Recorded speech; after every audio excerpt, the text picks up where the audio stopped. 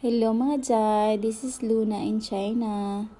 Ngayon ay nasa labas kami, naglalakad kami kasama yung lola ng asawa ko. Kasi susunduin namin yung anak ko galing school. Ayan. Which is super lapit lang talaga nito sa amin. Kung maglalakad ka na sa 3 minutes to 5 minutes lang. Itong lola ng asawa ko mahilig maglakad-lakad guys. Kaya naglakad kami today.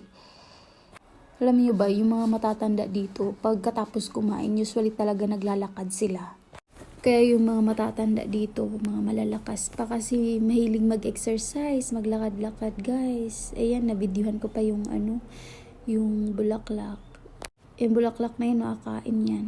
At yun na nga, dito na kami sa school ng anak ko. Yan yung school ng anak ko.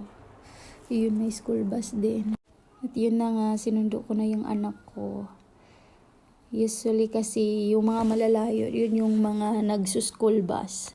Kaya buti na lang talaga itong school dito malapit lang sa amin. Kaya nasusundo ko yung anak ko na nilalakad. Tapos minsan nag-i-e-bike ako. Ngayon naglakad kami kasi kasama ko yung lola niya ng asawa ko. Kaya yun. Yan sila. Mahal na mahal niya yan kasi first apo niya sa tuhod yan. Kaya sila lang nagkakaintindihan dyan kasi yung anak ko, magaling na mag-Chinese. Ako nga pa. Di pa marunong. Saktuhan lang.